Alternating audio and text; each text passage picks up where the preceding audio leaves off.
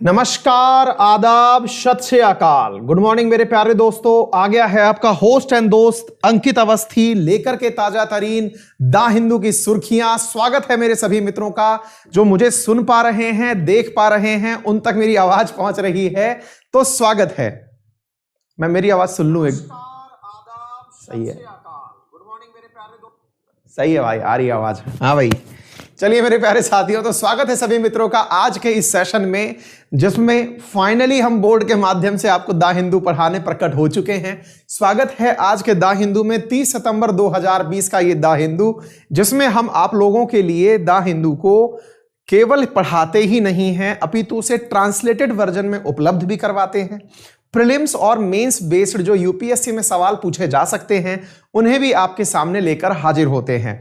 तो देखते हैं क्या कुछ है हमारी सुर्खियों में आज खास, लेकिन उससे पहले आज की प्रमुख सूचनाएं जो आपको पता हो। सबसे पहली सूचना जो पता हो वो ये है कि मेरा रेफरल कोड है अंकित 10, जिसका उपयोग करके आप 10% डिस्काउंट प्राप्त कर सकते हैं ऑल अनअकैडमी सब्सक्रिप्शंस जो कि अनअकैडमी पर उपलब्ध हैं, फिर चाहे वो यूपीएससी हो या स्टेट पीसीएस। नंबर 2 मेरे प्यारे साथियों, आप लोगों के लिए ये दा हिंदू सोमवार से शुक्रवार उपलब्ध रहता है। तीसरी बात मेरे प्यारे साथियों, आज 1:30 पर स्पेशल क्लास जो कि अनअकैडमी लर्निंग ऐप पर यूपीएससी गोल में आपको जाकर मिलेगी, वहां पे आपको 1:30 पर क्लास प्राप्त होगी, जिसमें फंडामेंटल राइट जो कि कल अधूरे रह गए थे आज उन्हें पूरा किया जाएगा। ये फ्री ऑफ कॉस्ट क्लास है जिसमें कि आप लोगों से कोई भी पैसा नहीं लिया जाता। ये केवल इसलिए है ताकि आपको पता चल सके कि अनअकैडमी पर पढ़ाई कैसे होती है। तो आप लोग इस क्लास में पहुंच करके फंडामेंटल राइट में अपनी समझ जो है वो विकसित कर सकते हैं। मेरे प्यारे साथियों, बाकी बात अगर मैं करूं फाउंडेशन बैच की एसएससी में, तो अगले वीक आने जा रहा है मेरे प्यारे साथियों। यही जो कमिंग वीक है इसमें most awaited history is coming. अगर आप लोग चाहते हैं इसे ज्वाइन करना तो 2 नए बैच आ रहे हैं। एक आ रहा है एसएससी में हिस्ट्री का बैच जिसमें हम एंशिएंट हिस्ट्री से शुरुआत करेंगे, वहीं यूपीएससी में आ रहा है नेक्स्ट वीक में इंडियन ज्योग्राफी का कोर्स। तो जहां से आपको शुरू करना है आपका स्वागत रहेगा मेरे प्यारे साथियों। तो आप लोगों के लिए अगर आप एसएससी या स्टेट पीसीएस वाले हैं तो अंकित 10 फॉर यूपीएस फॉर एसएससी, और अगर आप यूपीएससी वाले हैं तो आपके लिए भी अंकित 10, लेकिन वहां पर आपको यूपीएससी दिशा में तैयारी कराई जाएगी। तो चलिए शुरू करते हैं आज की प्रमुख खबरें क्या क्या हैं जो हमें दा हिंदू से पढ़नी चाहिए। पहली खबर मेरे प्यारे साथियों, गैर सरकारी संगठन यानी एनजीओ एमनेस्टी इंटरनेशनल का भारत में संचालन रुक गया है। पूरी इंटरेस्टिंग स्टोरी पूरा डिटेल में सुनाएंगे, क्या एलिगेशन, क्या पक्ष विपक्ष, किस प्रकार से हमें देखना चाहिए, सारी खबरें आपको बताई जाएंगी। नंबर 2, 28 साल बाद आज आएगा बाबरी विध्वंस का फैसला, केस का फैसला तय किया जाएगा कि बाबरी विध्वंस के लिए जिम्मेदार कौन थे, उसके बारे में आज फैसला आना है। तीसरी चीज जो है मेरे प्यारे साथियों, हाल ही में अर्थशास्त्री अभिजीत बनर्जी, जिन्हें इस बार का ही नोबेल का इकोनॉमिक्स पुरस्कार मिला है, उनके अनुसार भारत दुनिया में सबसे खराब अर्थव्यवस्थाओं में से परफॉर्म कर रहा है। यानी कोरोना काल में अर्थव्यवस्था भारत की सबसे खराब प्रदर्शन करने वाले देशों में से एक है।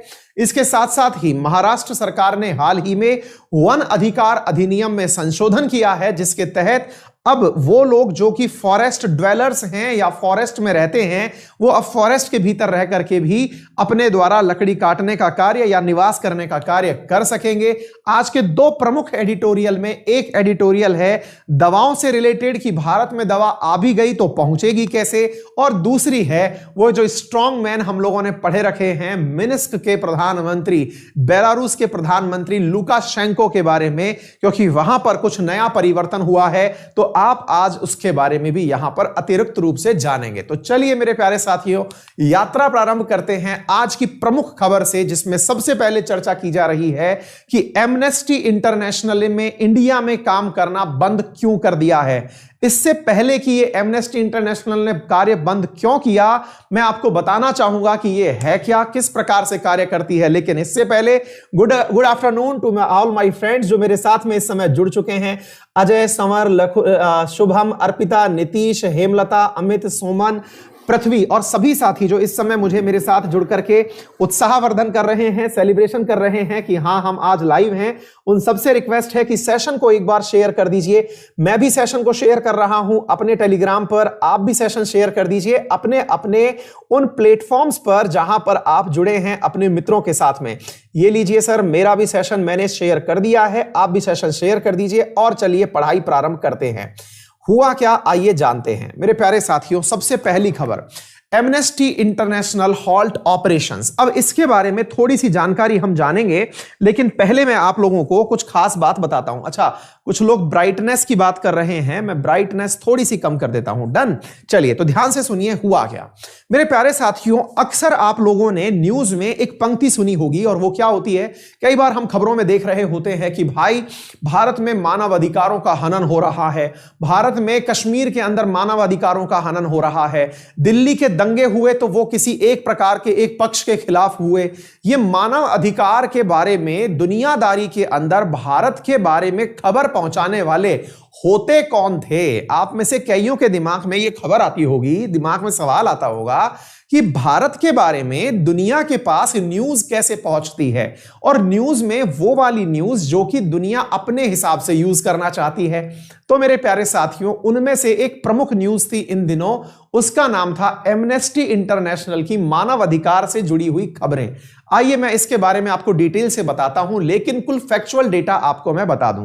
पहली बात तो यह कि यह एक एनजीओ है, एमनेस्टी इंटरनेशनल, जो पूरी दुनिया के अंदर मानव अधिकारों से संबंधित जो मुद्दे हैं उस पर दुनिया का ध्यान आकर्षित करती है। इसका मुख्यालय लंदन में है और भारत में जब एमनेस्टी इंटरनेशनल इंडिया की अगर हम बात करें, जो इंडिया वाली ब्रांच है वो बेंगलुरु यानी कि कर्नाटक में है। मेरे प्यारे साथियों, यूनाइटेड नेशंस के द्वारा बनाए गए फ्रेमवर्क, जिसमें कि आपसे मानव अधिकारों के संबंध में बात की गई थी, जो 1948 में जारी हुए थे, उनको आधार मान करके यह कार्य करती है। आप लोगों को जो इसके बारे में अतिरिक्त बात पता होनी चाहिए वो ये है मेरे प्यारे साथियों कि इसकी स्थापना 1961 में हुई थी, जिसके बारे में हम चर्चा कर रहे हैं। एमनेस्टी इंटरनेशनल, जिसे मैं एआई कहूंगा, इसकी स्थापना 1961 में हुई थी। इसका मुख्यालय लंदन में है। और तीसरी महत्वपूर्ण बात मेरे प्यारे साथियों, लंदन बोले तो यूके में है। तीसरी महत्वपूर्ण बात यह है कि इसने अब तक दुनिया में बहुत इज्जत कमाई है। 1977 में मेरे प्यारे साथियों इसको नोबेल पीस प्राइज से सम्मानित किया जा चुका है, विश्व शांति का पुरस्कार इसे मिल चुका है। तो यह बहुत ही महत्वपूर्ण बात हो गई।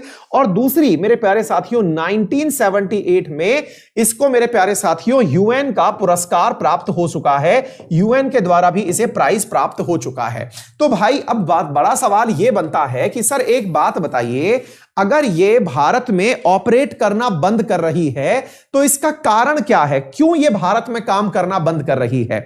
मेरे प्यारे साथियों, बात निकल करके आई कि सरकार ने 10 सितंबर को, ध्यान से सुनिएगा, 10th of September को भारत सरकार ने इनके अकाउंट फ्रीज कर दिए। ध्यान से सुनिएगा, ये लंदन का एक एनजीओ है, नॉन गवर्नमेंटल ऑर्गेनाइजेशन है, गैर सरकारी संगठन है, जो कि सरकार की तरफ से नहीं अपनी तरफ से काम करता है। भारत में या पूरी दुनिया में मानव अधिकारों के लिए मुद्दे बनाता है, उन्हें जनता के सामने लेकर के आता है, लोगों के हितों की बात करता है। अब ध्यान से सुनिए, 10 सितंबर को इसने क्या पाया कि इसके अकाउंट्स फ्रीज कर दिए। भारत में जो इसके अकाउंट थे वो भारत सरकार ने बंद कर दिए। अब आप पूछेंगे कि सर भारत में अकाउंट थे बंद कर दिए, ये तो थोड़ी गलत बात है। भारत सरकार ने ऐसा क्यों किया? भारत सरकार ने इसके अकाउंट को बंद क्यों कर दिया? अब जब इसके अकाउंट ही बंद हो गए तो ये पैसा कहां से देगा? उसमें लाखों करोड़ों रुपए अकाउंट में पड़े थे, अकाउंट फ्रीज हो गए, ऐसा क्यों हुआ? तो मेरे प्यारे साथियों, मिनिस्ट्री ऑफ होम अफेयर्स ने अपने आईबी के हवाले से बताया, इंटेलिजेंस ब्यूरो के हवाले से बताया कि एमनेस्टी इंटरनेशनल को प्राप्त होने वाला धन विदेशी धन ज्यादा था और उस विदेशी धन को ये स्वदेशी रूप से कहां खर्च करते थे इसके बारे में इनके पास कोई पुख्ता जानकारी नहीं थी। आपको याद होना चाहिए भारत ने हाल ही में फॉरेन कंट्रीब्यूशन रेगुलेटर एक्ट पास किया है जिसे हम FCRA एक्ट के नाम से जानते हैं। आपको मालूम होना चाहिए FCRA एक्ट भारत ने हाल ही में इस प्रकार के NGO को विदेशों से प्राप्त होने वाले धन के ऊपर निगरानी रखने के लिए यह एक्ट पारित किया है। आपके दिमाग में सवाल आएगा कि क्या कहीं इसे FCRA एक्ट के तत्वाधान के तहत बैन किया गया है? आंसर है नहीं। यह उससे पहले ही FCRA आपने बाद में पढ़ा है, यह उससे पहले ही अकाउंट फ्रीज हो चुका था। फिर आप सवाल पूछेंगे कि ऐसा क्यों है? तो मेरे प्यारे साथियों, ज्ञात रिपोर्ट में यह पता चलता है मिनिस्ट्री ऑफ होम अफेयर्स ने अपनी तरफ से यह कहा कि हमने चेक किया तो पता चला कि इन्हें यूके बेस्ड बहुत सारी फर्म जो हैं वो पैसे दे रही हैं और तो और दुनिया के बहुत सारे राष्ट्र इसको पैसा देते हैं और इंडिया वाले ऑफिस को पैसा देते हैं ताकि यहां पर मानव अधिकार से संबंधित मसले निकाल करके बाहर लाए जाएं। अब आपको यहां से एक बात और समझ में आनी चाहिए। जब हम बात करें एमनेस्टी इंटरनेशनल की तो एमनेस्टी इंटरनेशनल कहता है कि मैं दुनिया में मानव अधिकारों का तो रखवाला हूं ही, इसके अलावा मैं फ्रीडम ऑफ स्पीच का भी रखवाला हूं। भारत में आर्टिकल 19 सब क्लॉज 1 के अंदर फ्रीडम ऑफ स्पीच, जिसको कि हम वाक और अभिव्यक्ति की स्वतंत्रता कहते हैं, वो भारत के नागरिकों को उपलब्ध है। ऐसी स्थिति में इनका कहना है कि भारत में कई जगह पर फ्रीडम ऑफ स्पीच को दबा दिया जाता है। ऐसी स्थिति में इनके द्वारा लोगों को मोटिवेट करके सरकार के खिलाफ धरने प्रदर्शन करवाए जाते हैं। इनके द्वारा किए गए हाल ही के धरने प्रदर्शनों में आपके सामने कुछ नजीर मैं पेश कर रहा हूं। मेरे प्यारे साथियों, दिल्ली में हुए दंगे, जो हाल ही में दिल्ली में हिंदू मुसलमान राइट हुए थे, जब डोनाल्ड ट्रंप भारत की यात्रा पर थे, तो उन रिपोर्ट्स के, उन दंगों के बारे में एमनेस्टी इंटरनेशनल ने जो रिपोर्ट तैयार करी, उस रिपोर्ट में इसने कहा कि ये दंगे जो राइटर्स थे, यानी जिन्होंने दंगे किए, वो बेगुनाह थे। यानी दंगे वाले जो अपनी नजर में, या फिर भारत सरकार ने जिन्हें दंगाई कहा, एमनेस्टी इंटरनेशनल ने अपने न्यायपालिका के तहत यानी खुद के अंदर न्याय स्थापित किया और यह कहा कि ये तो निर्दोष थे और भारत सरकार के द्वारा एंटी मुस्लिम दंगे करवाए गए, यानी कि दिल्ली पुलिस के द्वारा एंटी मुस्लिम दंगे कराए गए। तो भाई एक बात, सवाल यह बन के आता है कि आपके यहां पर कौन सी न्यायपालिका ने निर्णय दिया, कौन सी जगह आपके यहां सुनवाई हुई, कौन सी जगह आपने दलीलें सुनी, कौन सी जगह आपने साक्ष्य देखे? आपने एक रिपोर्ट बनाई और वो प्रकाशित कर दी। उस रिपोर्ट का हवाला देते हुए पाकिस्तानी प्रधानमंत्री इमरान खान बहुत सारे इंटरनेशनल मंच पर इसी एमनेस्टी इंटरनेशनल की रिपोर्ट ले जा करके दुनिया के सामने रखते हैं। नंबर दूसरी बात, मेरे प्यारे साथियों, इनके द्वारा जम्मू कश्मीर में आर्टिकल 370 को एब्रोगेट करने के बाद से दुनिया के सामने जम्मू कश्मीर की खबरें ले जाना और यह जाहिर करना कि देखिए भारत में किस प्रकार से मानव अधिकारों का हनन हो रहा है, यह कार्य इनसे लगातार किए जा रहे थे। और तो और जब हम इसके इतिहास के बारे में जानने निकले तो कुछ और भी ऐसी बातें पता चली जिससे शायद आप लोगों को बेहतर ना लगे। मेरे प्यारे साथियों, आपके सामने कुछ नाम मैं पेश कर रहा हूं, जिन नाम को आप देख सकते हैं और अपना मन बना सकते हैं कि ये घटना पॉलिटिक्स से प्रेरित है या फिर भारत सरकार जो कह रही है वो सही है। मैं आपके सामने हर बात यहां पर रख रहा हूं।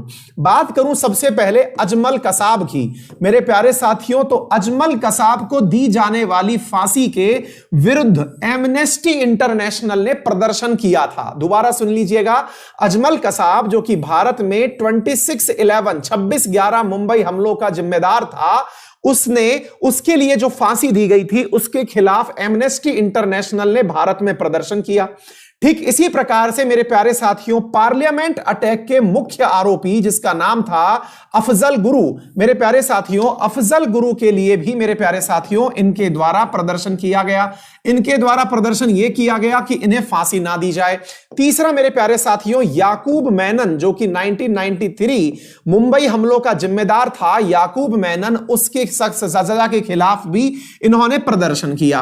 कहने का मतलब यह है कि इनके द्वारा जो एजेंडा जिस प्रकार का एजेंडा काम में लिया जाता है, उससे यह चीज कहीं ना कहीं निकल करके आ रही थी कि एमनेस्टी इंटरनेशनल इंटेंशनली भारत की इमेज को दुनिया के नजर में टार्निश करने का कार्य कर रही थी। भारत सरकार के द्वारा हाल ही में जारी किए गए आंकड़ों के आधार पर यह बताया गया कि इन्हें जिस प्रकार का फंड प्राप्त होता है, हम उस फंड के साथ में इन्हें इस प्रकार का कार्य नहीं करने दे सकते। अगर इन्हें काम करना होगा, आप मानव अधिकार की बात करिए, लेकिन आप देश के कानून से ऊपर नहीं हो सकते। देश के कानून के खिलाफ आप किसी भी प्रकार के नहीं जा सकते। आपका मानव अधिकार आपके अपने डोमेन में है, लेकिन देश का कानून सर्वोपरि है। आप देश के कानून के खिलाफ जाकर के बातें नहीं कर सकते। इसके तहत चलते हुए इनके पास प्राप्त होते फंड पर भारत सरकार ने इनके ऊपर बैन लगा दिया है। मेरे प्यारे साथियों, अब आपको लगता है कि यह खबर केवल इतनी सी है, फिर इस खबर के बारे में थोड़ा और डिटेल में जानने का प्रयास करते हैं। अब आगे सुनिए। हाँ भाई, सभी साथी एक बार जल्दी से सेशन शेयर कर दो, क्योंकि भाई चैनल अपना नया है, बहुत सारे लोगों को इसके बारे में जानकारी नहीं है। आप शेयर करेंगे तो उन्हें केयर मिलेगी, आप शेयर करेंगे तो उन्हें, मेरे प्यारे साथियों, आपका सेशन पहुंचेगा। आगे की बात सुनिए। अब क्या होता है मेरे प्यारे साथियों, हम लोगों को लगा कि यह बात इतनी सी ही थी कि इन्होंने अपने द्वारा काम करना बंद कर दिया, लेकिन यहां से आगे फिर एक काम और निकल के आया, और वो क्या है, यूरोपियन यूनियन ने कहा है कि concern over action against amnesty. European union, देखिए दोबारा से देखिए, यूरोपियन यूनियन जिसमें वर्तमान में 27 सदस्य हैं, ब्रसेल्स में जिसका मुख्यालय है, ये जो एमनेस्टी इंटरनेशनल है इसका मुख्यालय, या फिर यह कहा जाए amnesty international UK based NGO है। यूके जो कि ब्रेग्जिट हो चुका है 31 जनवरी 2020 को, उसके एनजीओ के लिए यूरोपियन यूनियन की तरफ से बयान आया। क्या बयान आया? उन्होंने अपना कंसर्न जारी किया और यह कहा कि भाई आप लोग एमनेस्टी के खिलाफ जो कार्य कर रहे हैं यह ठीक नहीं है, क्योंकि एमनेस्टी का कार्य पूरे वर्ल्ड में रिकॉग्नाइज किया जाता है। यह बहुत ही अच्छे से दुनिया के सामने मानव अधिकार के मसले निकाल करके लाते हैं। भारत ने स्पष्ट और कड़े शब्दों में कहा कि ऐसी कोई भी एनजीओ जो कि इंडिया की इमेज को टार्निश करती हो, ऐसी कोई भी एनजीओ जो कि भारत के कानूनों से ऊपर की बातें करती हो, भारत के कानून के तहत भारत की संसद ने, भारत के संविधान ने जो चीजें करी, आप उसके खिलाफ जाकर के दुनिया में भारत की इमेज करते हो, हम ऐसे किसी भी एक्टिविस्ट को यहां काम करने नहीं दे सकते। यह बात आप लोगों के सामने है मेरे प्यारे साथियों, जो आपके लिए पूरी तरह से मैंने आपके सामने जीरो से लेकर के पूरी डिटेल में आपके सामने रख दी है। उम्मीद है मेरे प्यारे साथियों आपको सारी जानकारी पता चल गई होगी। अगर आपको यह जानकारी अच्छी लगी तो इसे कृपया करके अपने सभी साथियों के साथ में शेयर कर दीजिए। इसके ऊपर आपके अभ्यास के लिए एक सवाल दिया गया है। अभ्यास के सवाल में मेरे प्यारे साथियों एक शब्द का उपयोग किया गया है जिसका नाम है मनी लॉन्ड्रिंग। भारत सरकार के हिसाब से इनके द्वारा मनी लॉन्ड्रिंग की जाती है। अब यह मनी लॉन्ड्रिंग क्या होती है, यह शब्द मैं आपको समझा देता हूं। मेरे प्यारे साथियों, मनी लॉन्ड्रिंग क्या होती है? अगर मान लीजिए आपके पास में कहीं से धन आ रहा है और वो धन एक ऐसे सोर्स से है जो सोर्स अगर ज्ञात हो तो उसे सरकार पैसे देने की अनुमति ना दे। फिर से सुनिए, मान लीजिएगा कि मुझे 1 करोड़ रुपए कहीं से प्राप्त हुए। 1 करोड़ रुपए प्राप्त किसी ऐसे सोर्स से हुए जो कि भारत सरकार की नजर में वैधानिक नहीं है, अर्थात विधिक नहीं है।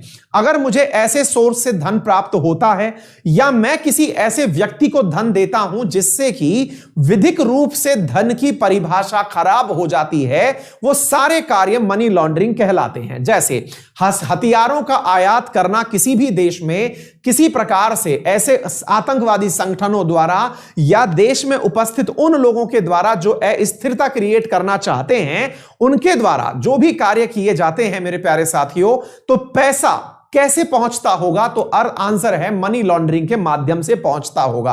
पैसे की हेर फेर होना मनी लॉन्ड्रिंग कहलाता है। ठीक है साहब, चलिए आगे बढ़ते हैं अगले सवाल की तरफ। जी हां, एफएटीएफ इसी के बारे में एक्शन लेता है। बिल्कुल गौरांग चरण मोहंती, आप बिल्कुल सही कह रहे हैं। राजपूत चौहान कह रहे हैं कि सर हमने शेयर कर दिया है। आइए मेरे प्यारे साथियों, और प्रीत मिश्रा पूछ रहे हैं आज क्लास कितने बजे शुरू हुई? भाई आज क्लास एकदम डॉट टाइमिंग पर शुरू की गई है। रीजन यह है क्लास तो हम रोजाना शुरू शुरू करने की कोशिश राइट टाइम ही करते हैं। हर दिन कुछ ना कुछ अनोखा कार्यक्रम हो जाता है। आज अभी तक तो कोई अनोखा कार्यक्रम हुआ नहीं है। पढ़िए, अगले सवाल की तरफ आगे बढ़ते हैं।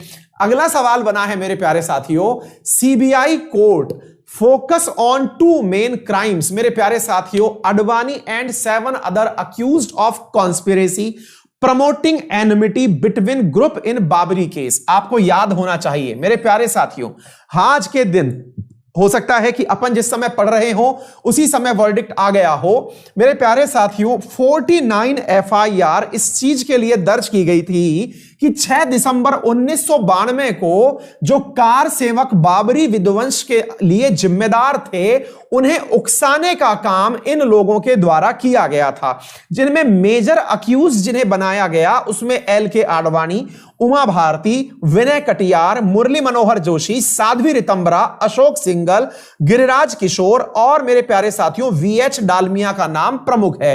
इनमें से मिस्टर सिंघल और मिस्टर किशोर जो हैं वो अब इस धरती पर नहीं रहे। सवाल यह है कि बाबरी विध्वंस जो हुआ था, कार सेवकों को भड़का करके बाबरी को तुड़वाया गया था, जो इनके ऊपर एलिगेशन है कि इन्होंने ऐसा किया था, आज सीबीआई कोर्ट उस बात का फैसला करेगी कि क्या यह ऐसा ही था। लेकिन इस बीच में एक और मतलब पॉलिटिकल शिगुफा निकल के आया। मेरे प्यारे साथियों, जो भी निर्णय आएगा उस निर्णय को हम कल की क्लास में कवर करेंगे। बस आज के लिए महत्व स्थापित कर दे रहे हैं कि आज निर्णय आने वाला है। यहां पर मेरे प्यारे साथियों, उमा भारती, जिनके ऊपर भी इस प्रकार का ब्लेम है कि इन्होंने भी कार सेवकों को भड़काने का कार्य किया था, इन्होंने अपने द्वारा भाजपा के उपाध्यक्ष पद से इस्तीफा किनको सौंप दिया? जेपी नड्डा जी, जो कि वर्तमान में भाजपा के अध्यक्ष हैं। इन्होंने अपना इस्तीफा सौंपते हुए यह कहा कि यदि इनके खिलाफ किसी भी प्रकार का निर्णय आता है तो ये उसके लिए बेल की मांग नहीं करेंगी, जमानत की मांग नहीं करेंगी और ये जेल जाना पसंद करेंगी। अब ये इसे एक प्रकार से अलग दिशा में ले जा रही हैं।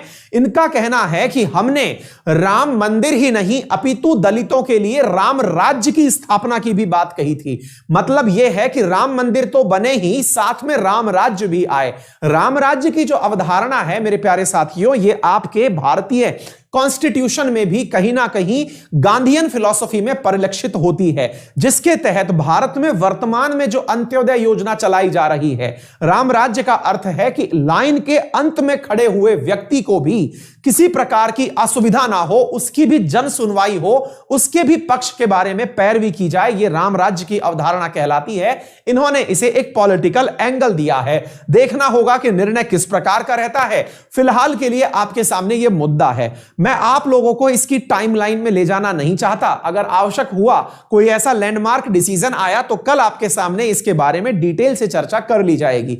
फिलहाल के लिए इतना जान लीजिए कि इसके बारे में निर्णय आना आज अपेक्षित है। ठीक है भाई, चलिए आगे बढ़ते हैं अगले सवाल की तरफ। हाँ, तो इसको एक बार आप देख लीजिएगा। सवाल के अंदर जो एडिशनल जानकारी है वो हमने दे रखी है। आइए आगे बढ़ते हैं और मेरे प्यारे साथियों, यहां से पहुंचते हैं एक इकोनॉमिक्स के सवाल पर। अगर आपको याद हो तो इस बार इकोनॉमिक्स का जो नोबेल पुरस्कार मिला था वो 3 लोगों को मिला था। जल्दी से मुझे कमेंट बॉक्स में बता दीजिए कि इकोनॉमिक्स का नोबेल पुरस्कार अभिजीत बनर्जी के अलावा किन 2 लोगों को और मिला था। एक मैं हिंट यहां पर दे देता हूं कि इनकी वाइफ को भी मिला था, लेकिन नाम बताइए। साथ में एक व्यक्ति और हैं जिन्हें हाल ही में नोबेल पुरस्कार से सम्मानित किया गया था। इतनी बात क्लियर हो गई। अब बढ़ते हैं इस बात के बारे में, अभिजीत बनर्जी का क्या कहना है, इन्होंने भारत की पॉलिसी के बारे में क्या गलत बताया है। मेरे प्यारे साथियों, इन्होंने कहा है स्टिमुलस इनएडिक्वेट। स्टिमुलस का मतलब क्या हुआ भाई? अभी इन दिनों भारत सरकार के द्वारा वर्तमान में भारत की इकोनॉमी को पुश करने के लिए जो भी इन्वेस्टमेंट किए गए थे, आपको याद होना चाहिए भारत सरकार के द्वारा आत्मनिर्भर प्लान लाया गया था। उस आत्मनिर्भर प्लान के माध्यम से हर वर्ग, समाज के हर वर्ग, व्यापारी, किसान, श्रमिक, उन सब को टारगेट किया गया था और उनके बारे में कुछ ना कुछ योजनाएं लाई गई थी। उसको इन्होंने कहा है कि ये अपर्याप्त थे। अपर्याप्त होने का मतलब हुआ कि उससे कुछ नहीं होगा, centre could have done more, केंद्र को इससे ज्यादा कर देना चाहिए था।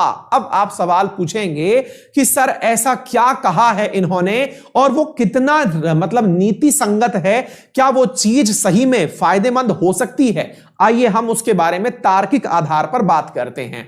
मेरे प्यारे साथियों, इन्होंने कहा है कि हमें डिड नॉट इंक्रीज, देखिए इनका बहुत अच्छा जो पॉइंट है, इनका कहना है द स्टिमुलस मेजर्स, यानी कि जो आत्मनिर्भर प्लान के दौरान पॉइंट लेके आए गए थे, स्कीम लाई गई थी, उसने did not increase consumptional spending of lower income people. ध्यान से सुनिए, बहुत ही महत्वपूर्ण बात मैं आपको यहां बता रहा हूं, इसे समझने का प्रयास करिए। इनका कहना है कि इसने जो हम लोग योजना लेकर के आए, हां जी, एक बार के लिए मैं इसमें कुछ सोच रहा था, कुछ क्रिएटिविटी करने की, मैंने देखा भी था, उससे काम बढ़िया बन जाता है, पर एनीवे, चलिए। हाँ भाई, ध्यान से सुनिए क्या बता रहा हूं। हाँ भाई, आप लोगों ने आंसर दे दिया बिल्कुल। मोहित मित्तल, अभिजीत बनर्जी, एस्थर डुफ्लो और माइकल क्रैमर को मिला। बहुत ही बढ़िया भाई, अभिजीत बनर्जी, एस्थर डुफ्लो, बहुत बढ़िया मेरे प्यारे साथियों, बिल्कुल सही जवाब। अब मुद्दा समझिए, देखिए मुद्दा क्या था। मुद्दा यह था, इनका कहना था कि भारत में जो स्टिमुलस पैकेज दिया गया ये पर्याप्त नहीं था। लाइन पढ़िए, मेरे पास एक्चुअली एक जूम करने का ऑप्शन हुआ करता था, ये रहा। अरे नहीं, ये तो सर्च का ऑप्शन खुल गया। एनीवे, है ना। तो मेरे प्यारे साथियों, इनका कहना था कि यहां पर जो स्टिमुलस पैकेज दिया गया वो अपर्याप्त था। Spending of lower income people as government was not willing to put money in the hand of low income population. बहुत ही जबरदस्त बात कही है इन्होंने। क्या कहा है, आइए अब उसके बारे में थोड़ी परिचर्चा करते हैं। इकोनॉमिक्स का एक मेजर कंसेप्ट है, ध्यान से सुनिए। इन्होंने कहा कि जो सरकार के द्वारा आत्मनिर्भर प्लान लाया गया, अब देखिए इस प्रकार की चीजें आप लोग अपने आंसर में भी लिख सकते हैं। आंसर से मतलब हुआ कि आपसे पूछा जाए कि भारत की इकोनॉमी को कैसे उठाया जाना चाहिए, तो यहां पर आप लिख दीजिए अकॉर्डिंग टू अभिजीत बनर्जी ऐसा किया जाए। इन्होंने क्या कहा कि भाई आत्मनिर्भर भारत में आप लोगों ने कुछ 10 लाख करोड़ रुपए के आसपास का आपने आंकड़ा दे दिया कि इतने रुपए हमने जारी कर दिए, लेकिन वास्तविकता में वो किसी की जेब में पहुंचे नहीं। जो सबसे गरीब तबका है देश का, अगर लोअर इनकम मतलब लोअर इनकम कैटेगरी लोगों की बात की जाए, जिनके पास में पैसा पहुंचना चाहिए था, उन लोअर इनकम लोगों के पास में पैसा नहीं पहुंचा, यानी कि फंड नहीं पहुंचा। आपको इकोनॉमी को अगर स्टिमुलेट करना है तो इस व्यक्ति को पैसा दीजिए। कौन सा? जिसके पास गरीबी है। कैसे दें? इसके अकाउंट में पैसा डालिए। याद करिए, अकाउंट में पैसा डालने को ही एक बार वर्तमान में चर्चा में न्यूज के दौरान हमने पढ़ाया था, हेलीकॉप्टर मनी के नाम से पढ़ा जाता है। किस नाम से जाना जाता है? Helicopter money. अब यह क्या होता है? हेलीकॉप्टर मनी का मतलब है कि आपको पैसा दे दिया जाए और आपसे उसे वापस ना लिया जाए। सोचिए कितना अच्छा हो, आप दिन एक दिन जगें और 15 लाख का जो चुनावी वादा है वो पूरा हो जाए और आपके अकाउंट में 15 लाख रुपए लगे हुए मिल जाएं। मेरे भाई, अगर आपके अकाउंट में वो चुनावी वादा पूरा होते ही पैसे आ जाएं तो आप तो फूले ना समाएं, आप सबकी सब अभी अनअकैडमी का सब्सक्रिप्शन परचेज कर लें। ध्यान से सुनिए, तो भाई हेलीकॉप्टर मनी का मतलब है कि आपके अकाउंट में फंड आ जाए, और फंड आएगा तो इंसान की प्रवृत्ति है कि जब उसके पास धन होता है तो वो मार्केट में कुछ खरीदने जाता है। जब धन होगा किसी व्यक्ति के पास तो वो मार्केट में कुछ खरीदने जाएगा। जब मार्केट में इतने सारे लोग अचानक खरीदने पहुंचेंगे तो जितनी भी चीजें हैं वो अचानक खत्म होने लगेंगी, क्योंकि मार्केट में तो इस तरह की तैयारियां पहले थी ही नहीं कि इतने सारे लोग एक साथ सामान खरीदने आ जाएंगे। तो लोगों के मन में इसके प्रति जो है मांग बढ़ेगी। जब डिमांड बढ़ती है तो उस डिमांड को पूरा करने के लिए बहुत सारे लोग सप्लाई में आगे आ जाएंगे। सप्लाई में आगे आ जाएंगे, इसका मतलब क्या हुआ? देखिए, ये बड़ा ही प्यारा सर्कल है। अगर इकोनॉमिक्स समझनी है तो ये कंसेप्ट बहुत ही अच्छा कंसेप्ट कहलाता है। कैसे? मान लीजिए कि आपने इस व्यक्ति को, ध्यान से देखना, मजा आएगा इस कंसेप्ट को सीखने में। आपके पास फंड था, आपने फंड दिया, सरकार हो आप कौन हो? सरकार हो, और सरकार ने फंड दे दिया इस एक्स व्यक्ति को। यह व्यक्ति फंड लिया और यह गया यहां से निकल करके मार्केट गया, तो इसने सामान मांगा कि भाई मुझे सामान चाहिए, तो इसने क्या इंक्रीज कर दी? मांग बढ़ा दी। ये मांग इंक्रीज कर दिया कि भाई पैसा आ गया है, अब इसको खर्च करेंगे, तो भाई इसने जो है डिमांड रेज कर दी। आप लोगों को हंसी आ रही है ना? अब भाई डिमांड रेज कर दी इसने, अब डिमांड रेज कर दी तो ये डिमांड के आधार पर यहां पर सप्लाई, जो कि फिलहाल के लिए अभी तक पर्याप्त मात्रा में नहीं थी, ऑब्वियस सी बात है कुछ समय के लिए महंगाई भी बढ़ेगी, क्योंकि डिमांड ज्यादा हो चुकी है, सप्लाई कम है, तो महंगाई भी बढ़ेगी। लेकिन एक बार के लिए ये सप्लाई वाली जो चेन है, इस सप्लाई वाली चेन में कमी जैसे ही होगी, लोग बहुत सारे ऐसे होंगे जो कि सप्लाई करने निकल पड़ेंगे। बहुत सारे इंडस्ट्रीज छोटी मोटी खुल जाएंगी। लोग मान लीजिए फोन मांगने आ गए तो बहुत सारे लोग फोन प्रदान करने आ जाएंगे। जैसे इन दिनों आपने देखा होगा ऑनलाइन एजुकेशन में अनअकैडमी पायनियर है, यानी कि अनअकैडमी ने ऑनलाइन एजुकेशन, जब लॉकडाउन नहीं था तब भी अनअकैडमी चल रहा था, लेकिन जैसे ही लॉकडाउन आया लोगों को लगा कि भाई अब सब लोग ऑनलाइन पढ़ेंगे, तो जितनी भी कोचिंगें मार्केट में थी, थोड़ी बहुत छोटी मोटी जैसी भी थी, वो सब ऑनलाइन पढ़ाना शुरू कर दी। मतलब मार्केट में उन्हें पता था कि भाई अब डिमांड बढ़ी, तो उस डिमांड को पूरा करने के लिए लोग सप्लाई करने आएंगे, तो सप्लायर्स की संख्या बढ़ जाएगी। सप्लायर्स की संख्या बढ़ गई तो बहुत सारे लोग सप्लायर बन गए। तो एक बात बताइए, सप्लाई के लिए आपको आदमी तो रखना पड़ेगा। इसका मतलब यह हुआ कि आप अगर सप्लायर बन के मार्केट में आए तो आपको 4 नौकरियों को देना पड़ेगा, लोगों को नौकरी देनी पड़ेगी। क्यों नौकरी देनी पड़ेगी? कॉमन सेंस लगाइए। अगर आप सप्लायर हैं तो आपको फैक्ट्री लगानी पड़ेगी ना सामान बनाने के लिए, तो आपको 4 लोगों को नौकरी देनी पड़ेगी। फिर आप 4 लोगों को जॉब दे दिए। ये सबको जब नौकरी देने लगे तो ये कहीं ना कहीं से ये वही व्यक्ति निकल के आ जाएगा जो अभी तक बेरोजगार था, यानी कि उस व्यक्ति को भी संभव है कि नौकरी मिल जाए। हो सकता है ये दोनों व्यक्ति सेम हो, और आपने जैसे ही इसे धन पहुंचाया, इसके पास में धन आ गया।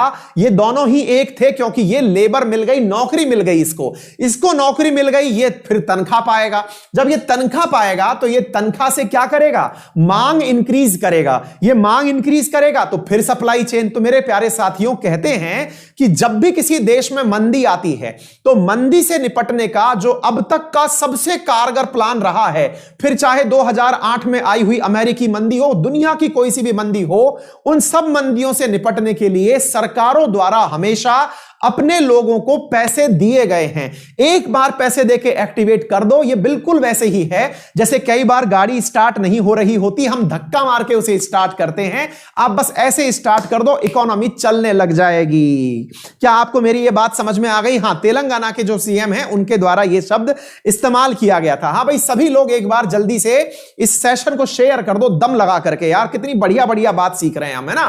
तो मेरे प्यारे साथियों, ये बात समझ में आ गई। और जितने भी नए साथी जिन्होंने अभी तक सब्सक्राइब नहीं किया है, सब्सक्राइब कर लेना। रीजन ये है कि आपको जब अगली बार क्लास आए तो ढूंढना ना पड़े, क्योंकि हमारे नाम से बहुत सारे लोगों ने चैनल खोल लिए हैं। ये फ्री ऑफ कॉस्ट मंडे से फ्राइडे चलने वाली क्लास है।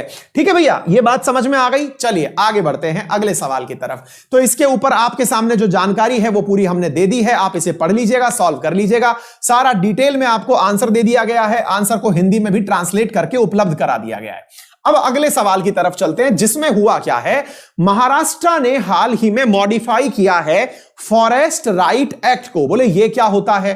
बोले भाई इसमें कहा गया है कि जो ट्राइबल पीपल हैं अब वो मतलब अपने घर बना सकेंगे जहां फॉरेस्ट एरिया है।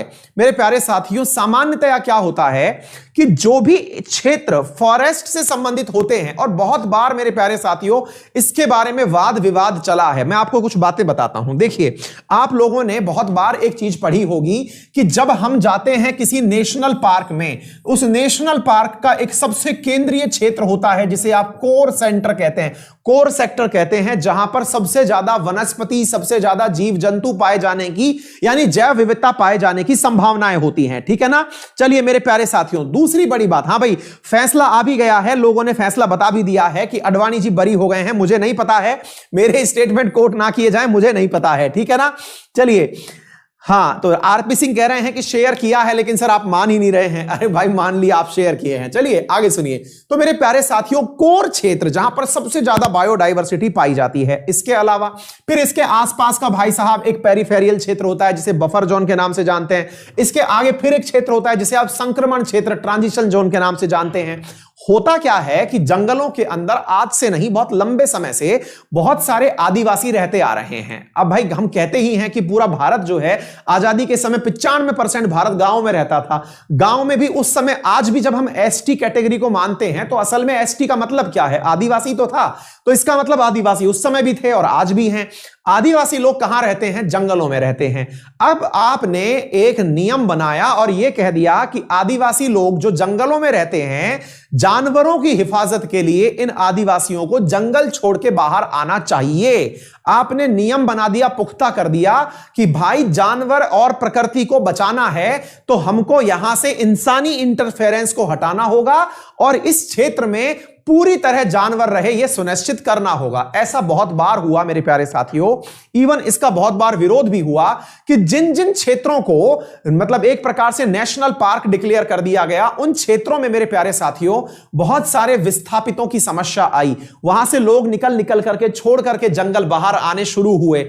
उससे सरकार ने यह एक प्रकार का परसेप्शन क्रिएट किया कि माना कि इससे अवैध तस्करी, जानवरों की हत्या, यानी कि जो जानवरों को मार दिया जाता है, शिकार कर लिया जाता है, जानवरों की तस्करी, ये सब चीजों पर लगाम लगा। लेकिन एक चीज और भी नोटिस की गई मेरे प्यारे साथियों कि जो इंसान जंगलों में रह रहा है, असल में वो पर्यावरण प्रेमी है। वो आज से नहीं, उसके पुरखे वहीं रह रहे हैं और वो इंसान वहां रह करके जंगल में सुधार कार्य करता है। आपने बहुत जगह देखा होगा मेरे प्यारे साथियों, जिन क्षेत्रों में आप रहते हैं, अगर आपका संपर्क कभी गांव से रहा है तो आप बड़ी सामान्य तरीके से पेड़ नहीं काटते। आपके लिए वो पेड़ बड़ा सेलेस्टियल होता है, आप उसकी पूजा करते हैं। आप जहां पेड़ होते हैं उन्हें नहीं काटते, उसके निकट को क्षेत्र जो होता है उसे यूज करते हैं। अगर खेत में भी बीच में पेड़ आ जाए तो उसे भी नहीं काटते, उस जगह को छोड़ के निकलते हैं। यह गांवों की परंपरा है। तो एसटी जो है, ट्राइब्स जो रहती हैं मेरे प्यारे साथियों जंगलों में, उनके साथ भी यह पाया गया और यह कहा गया भविष्य में, बाद में तो यह कहा गया कि ऐसी योजनाएं चलाई जाएं जिसके तहत जो व्यक्ति जंगलों में रह रहा है उसको रोजगार के साधन भी वहीं उपलब्ध करवाए जाएं। नियम बदलने लगे और एक योजना आई जिसका नाम था वन धन योजना, जिसमें यह कहा गया कि जो फॉरेस्ट ड्वेलर है, जो फॉरेस्ट में ही रहता है, उससे कहा जाए कि वो वहां से तेंदू पत्ता उठाए, जो बीड़ी बनाने के काम में आए, ताकि उसको रोजगार की प्राप्ति होगी, धन की प्राप्ति होगी। उसको कहा गया कि वो अपना हैंडीक्राफ्ट बना करके बेचे। और याद होना चाहिए, ट्राइफेड करके मेरे प्यारे साथियों संस्था है जो ट्राइबल के द्वारा बनाए गए इस प्रकार के सामानों की बिक्री सुनिश्चित करती है। ठीक इसी प्रकार से मेरे प्यारे साथियों, जनजाति मंत्रालय के अधीन कार्य करती है ये, है ना। इसी प्रकार से मेरे प्यारे साथियों, जो जंगलों के अंदर मधुमक्खी का शहद निकलता है, उसे निकाल निकाल करके ये लोग बेचें तो कम से कम इन्हें धन की प्राप्ति भी होगी और जंगल भी सुरक्षित रहेंगे। कुछ इस प्रकार के इनको कार्यक्रम सौंप करके इन्हें रोजगार उपलब्ध कराने के कार्य विभिन्न राज्यों में हमेशा चलाए गए हैं। वर्तमान में महाराष्ट्र सरकार के द्वारा जो काम किया गया है वो क्या है? वो ये है मेरे प्यारे साथियों कि मॉडिफाइड फॉरेस्ट राइट एक्ट कर दिया गया है। मतलब यहां पर अलाउ कर दिया गया है महाराष्ट्र के अंदर भी कि जो 2011 से पहले वहीं रह रहे थे वो अभी भी वहां रहेंगे। ऐसा नहीं कि कोई रिसेंटली जाके बस गया हो, उसे अलाउ नहीं किया गया। डन है? तो उम्मीद है आपको यह पूरा टाइटल बहुत अच्छे से समझ में आ गया होगा। अब चलते हैं एडिटोरियल के अंदर। मेरे प्यारे साथियों, आपके सामने आज का एडिटोरियल क्या है, आइए चर्चा करते हैं। एडिटोरियल में रखा गया है वेटिंग द कॉस्ट। मतलब क्या हुआ भाई? इंतजार हो रहा है। किस चीज का भाई साहब? वर्तमान में वे हो रहा है, इंतजार हो रहा है। किस चीज का इंतजार हो रहा है? और सबसे बड़ी बात, कीमतों का आकलन हो रहा है। कोरोना वैक्सीन आप कब आओगी? इस समय पर एडिटोरियल में भी इस चीज की चर्चा है। कल याद करिए, मैंने आपको बताया था कि भारत सरकार ने हाल ही में एक पोर्टल डेवलप किया है जिसमें कोरोना वैक्सीन कब आएगी इसकी चर्चा है। तो यहां पर इनके बारे में सारी जानकारी एडिटोरियल में एक जगह संकलित करके देने का प्रयास किया गया है। बड़ा सवाल है मेरे प्यारे साथियों, कल हम लोगों ने एक पोर्टल पढ़ा था जिसमें मैंने कहा था vaccine.icmr.nic.in जो था हमारा, जिसमें कि वैक्सीन के बारे में सारी जानकारी पता चल जाएगी। 3 वैक्सीन भारत में वर्तमान में बन रही हैं। कोविशील्ड को क्या बोलते हैं उसको, कोविशील्ड बन रही है, और कोवैक्सीन बन रही है, और जाइडस कैडिला की जाइकोव-डी बन रही है। तो बात यह है कि ये कब आएंगी, पहली समस्या। तो बोले आंसर उस वेबसाइट पर डाल दिया गया कि ये फर्स्ट क्वार्टर 2021 में आ जाएंगी, यानी पहली तिमाही में आ जाएंगी 2021 के। लेकिन बड़ा सवाल, मिलेंगी किसको मेरे प्यारे साथियों? इसके लिए यहां पर बकायदा ये बात मेंशन की गई है जो मैंने आप लोगों को पहले भी पढ़ाई थी कि भारत सरकार ने ऑलरेडी एक एक्सपर्ट कमेटी की स्थापना करी हुई है जो यह निर्धारित करेगी कि वैक्सीन का डिस्ट्रीब्यूशन कैसे किया जाए। तो पहली चीज तो ऑलरेडी इंडिया में यह हो रखी है। दूसरी बात क्या है? दूसरी बात यह है कि यह किस कीमत पर मिलेंगी। मतलब अभी वो सवाल जो अनसुलझे हैं वो क्या हैं कि eligibility for the early doses, भाई शुरुआत में किसको डोज दी जाएगी, इसकी योग्यता क्या रखी गई है। What is the cost b, यानी कितनी कीमत पर वो दवा आएगी। Whether there should be a cost at all a majority of Indian, क्या सबको पैसे देने कंपलसरी होंगे। Who anyway were the hardest hit, क्या जो सबसे ज्यादा प्रभावित है क्या आप उसे पहले देंगे, क्योंकि जो शुरुआत में बीमार हो गया क्या आप उसे दवाई पहुंचाएंगे। इन सबके बीच में एक आइडिया जो लोग अपनी तरफ से लगा रहे हैं, इवन एडिटर महोदय खुद भी लगा रहे हैं, वो ये कहते हैं कि कहीं ऐसा ना हो जाए कि सरकार इसे नेशनल इम्यूनाइजेशन प्रोग्राम के तहत मुफ्त में बांट दे। हां भाई, राष्ट्रीय टीकाकरण अभियान जिसको वर्तमान में इंद्रधनुष 2.0 के नाम से आप लोग पढ़ रहे हैं। इंद्रधनुष 1 जो 2014 में आया था, जिसमें 12 प्रकार की वैक्सीन फ्री ऑफ कॉस्ट लगाई जाती हैं नवजात शिशु और माता को, और उसी प्रकार से मेरे प्यारे साथियों इंद्रधनुष 2.0 लक्ष्य रखा गया है 2022 90% तक वैक्सीनेशन का कार्यक्रम। बोले कहीं ऐसा ना हो जाए कि सरकार जो है वो नेशनल इम्यूनाइजेशन प्रोग्राम के तहत इसे मुफ्त में वितरित कर दे, तो ये तो लोगों के लिए अच्छा हो जाएगा। तो एक प्रकार से ये मोटिवेट कर रहे हैं लोगों को कि बेटा सुनो, फ्री में भी मिल सकती है, उम्मीदें जिंदा रखो। इसी बीच में एक चीज उन्होंने और कही है, और वो क्या है? इन्होंने कहा है कि एक ग्लोबल अलायंस है GAVI, अगर आपने नाम सुना हो तो इसकी कुछ दिन पहले एक इंटरनेशनल समिट हुई थी, मैंने वो भी आपको बताई थी, जिसका मतलब है global alliance for vaccination. Global alliance for vaccination मेरे प्यारे साथियों, इस ग्लोबल अलायंस फॉर वैक्सीनेशन और इम्यूनाइजेशन के तहत यह काम किया गया है। Global alliance for vaccination and immunization, जिसे गावी कहते हैं, यह दुनिया के देशों का ऐसा संगठन है जो कि ऐसे देश जिन्हें लो इनकम यानी कि हाई इनकम कंट्रीज एंड मेरे प्यारे साथियों ऐसे देश जिनके पास पैसा नहीं है, उन्हें ये लोग दवा पहुंचाते हैं। तो ग्लोबल अलायंस यानी कि एक वैश्विक संगठन है ऐसे लोगों का जो कि दुनिया को सस्ते दामों पर और फ्री में दवा पहुंचाते हैं। इसमें कहा जा रहा है कि कहीं ऐसा ना हो कि भारत को गावी की तरफ से मुफ्त में वैक्सीन मिल जाए। बोले क्यों भाई, ऐसी बात क्यों कह रहे हो? बोले भारत जो है ना वो गावी में 55% वैक्सीन उपलब्ध करवाने वाला देश है। बहुत ही जबरदस्त बात है जो मैं आपको फैक्ट के साथ बता रहा हूं। ग्लोबल अलायंस फॉर वैक्सीनेशन, जैसे मान लीजिए अफ्रीकी देश हैं, उन अफ्रीकी देशों को अगर वैक्सीन पहुंचानी है तो भारत वो देश है जहां पर दुनिया की 55% वैक्सीन का निर्माण होता है गावी के द्वारा वितरित की जाने वाली वैक्सीन में।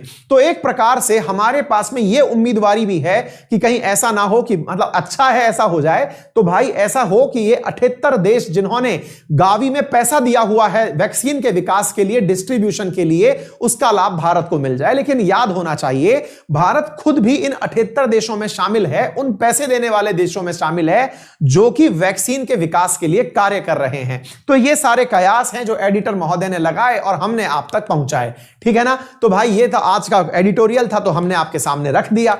अगला एडिटोरियल जो है मेरे प्यारे साथियों, इसके अंदर जो भी सवाल बना मेंस लायक और उसका जो आंसर है हिंदी और इंग्लिश इंपॉर्टेंट पॉइंट्स आपको उसी आर्टिकल से निकाल करके दे दिए गए हैं।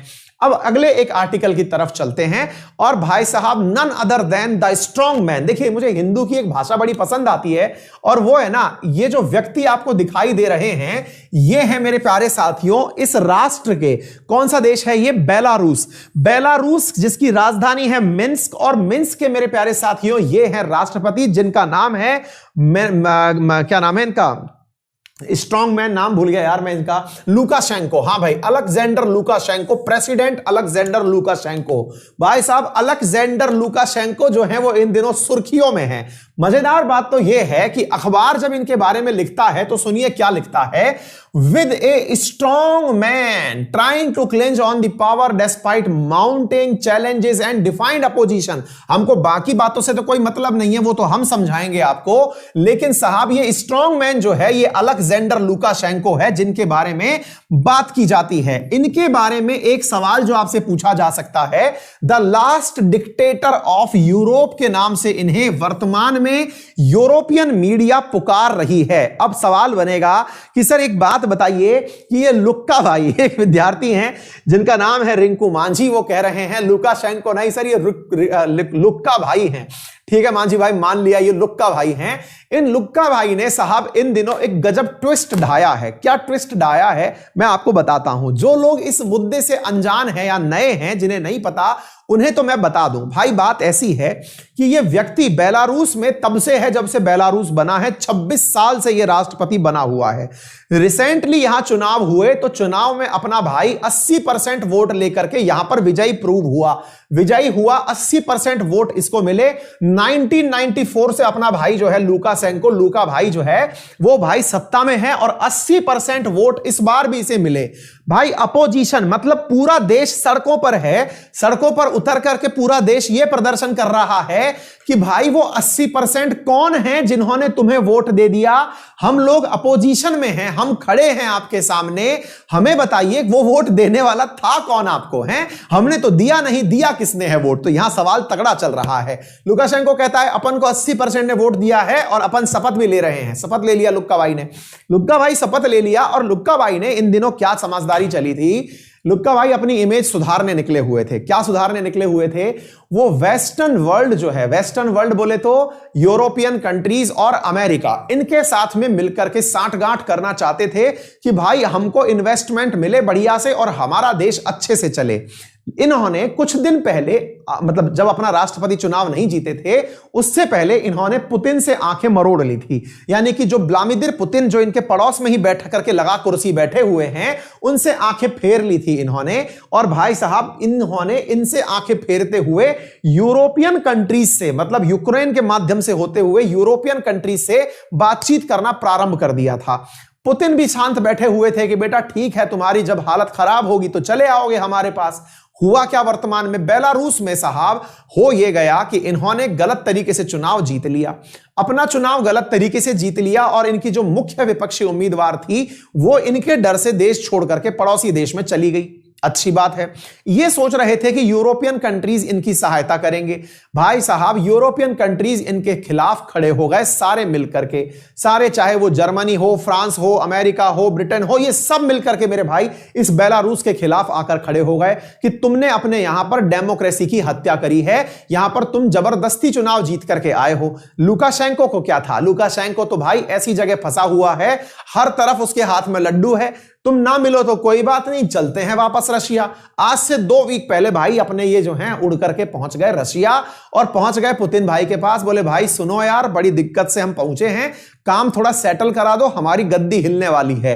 पुतिन भाई भी क्या करने वाले थे, उन्होंने कहा ओके जस्ट चिल बेबी, तो इन्होंने जस्ट चिल करवा दिया। और मेरे प्यारे साथियों, जस्ट चिल के दौरान पुतिन जो हैं वो इनके यहां पर अपनी सेना भेज दिए हैं। तो रशिया की जो सेना है वो इन दिनों बढ़िया तरीके से हवाई जहाज उड़ा करके बेलारूस में घूम रही है। यानी कि बेलारूस में अब रशिया की सेना रुकी हुई है कि अब देखते हैं कौन उधम मचाता है तुम्हारे सामने, यानी कौन यूरोपियन कंट्री आकर के तुम्हें सत्ता से हटाता है। एक प्रकार से रशिया ने जो ये काम किया, ये एक प्रकार से एक मतलब समझा जाए तो गलत काम है, क्योंकि डेमोक्रेसी के खिलाफ कार्य है।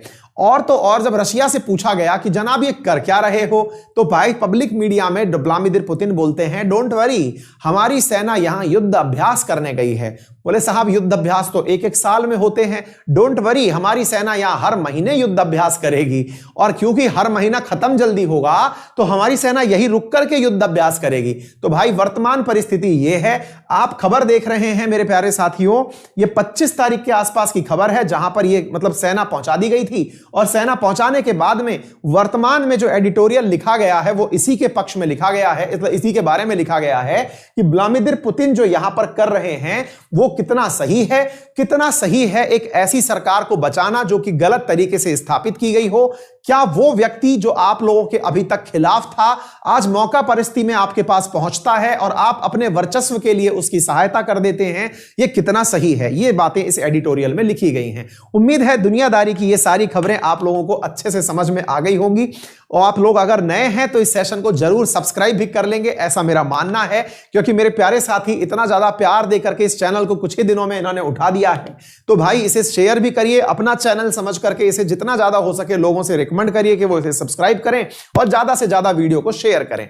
यह रहा मेरे प्यारे साथियों आपके सामने आज के पूरी न्यूज का एनालिसिस। मिलेंगे आपसे 1:30 पर वापस, जिसमें कि आप लोगों के लिए 1:30 बजे क्लास रखी गई है। फंडामेंटल राइट का जो बचा हुआ हिस्सा है, कहां मिलेगी ये क्लास? अनअकैडमी लर्निंग ऐप पर। कैसे करें उसे इंस्टॉल? गूगल प्ले स्टोर पर जाकर के अनअकैडमी लर्निंग ऐप सर्च करिए। सर्च करने के बाद में गूगल प्ले स्टोर से यूपीएससी गोल सेलेक्ट कर लीजिए, मतलब उस एप्लीकेशन में यूपीएससी गोल सेलेक्ट कर लीजिए। 1:30 पर फंडामेंटल राइट का बचा हुआ हिस्सा लेकर के आपके सामने फिर से मैं हाजिर हो रहा हूं। तब तक के लिए आप लोगों के सामने एक क्विज आयोजित की जा रही है, जल्दी से इस क्विज में पार्टिसिपेट कर लीजिएगा। इस क्विज में मैं आपके सामने कुछ इंडियन पॉलिटी के सवाल दे रहा हूं, देखते हैं कितना अच्छे से आप इसमें परफॉर्मेंस करते हैं। आइए मेरे प्यारे साथियों, आपके सामने क्विज आए उससे पहले मुझे थोड़ा सा प्रचार कर लेने दीजिए। प्रचार इस बात का कि भाई साहब आप लोगों के लिए वर्तमान में हमारे द्वारा 2 नए फाउंडेशन बैच आ रहे हैं। 2 नए फाउंडेशन बैच, एक आ रहा है एसएससी में, एक आ रहा है यूपीएससी में। एसएससी में जो बैच आ रहा है वो स्टेट पीसीएस पर्सपेक्टिव से, एसएससी एग्जामिनेशन पर्सपेक्टिव से हिस्ट्री का डिटेल बैच आ रहा है। बात करें अगर यूपीएससी की, तो भाई यूपीएससी में भी हमारा बैच आ रहा है इंडियन ज्योग्राफी का। दोनों ही बैचेस में आपको अगर एक्सेस करना हो तो कृपया करके आप अपने यहां पर एक्सेस करते समय अंकित 10 रेफरल कोड लगाने का कष्ट करें, जिससे आपको 10% का लाभ मिलेगा और साथ में आपको अन्य जितनी भी क्लासेस उस कैटेगरी में हैं, अगर यूपीएससी में ऑप्शनल की क्लासेस हैं तो वो आपको मिल जाएंगी, एसएससी में मैथ रीजनिंग की क्लासेस हैं तो वो आपको मिल जाएंगी। मेरे प्यारे साथियों, क्विज का कोड 160309 है। आप यहां पर गोल चेंज करके यूपीएससी गोल कलेक्ट कर दीजिएगा और यूपीएससी गोल में होस्ट क्विज पर ज्वाइन क्विज पर जाकर के ये कोड डाल दीजिए। ये कोड जब आप डाल देंगे 1 बजे मैं आपकी क्विज प्रारंभ कर दूंगा, आपको ये क्विज मिल जाएगी 1 बजे। तो उम्मीद है सभी लोग इस क्विज को पार्टिसिपेट करने वाले हैं।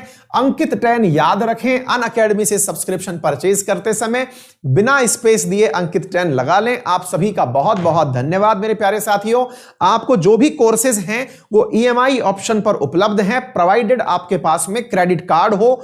जब हम यूपीएससी के 1 साल की कोर्स की बात करते हैं तो 44,000 का कोर्स 39,000 का पड़ता है, ईएमआई के साथ आपको उपलब्ध है। यकीन मानिए जिस प्रकार से आपने करंट अफेयर में अपना लेवल टच कर लिया है, स्टैटिक जीके में भी कर लेंगे, ऐसा मेरा मानना है। Thank you so much. अपना ख्याल रखें, बड़ों का सम्मान करें, छोटों को प्यार दें और अपना व्यक्तित्व इस प्रकार से विकसित करें कि महिलाएं आपके साथ सुरक्षित महसूस करें। Thank you so much.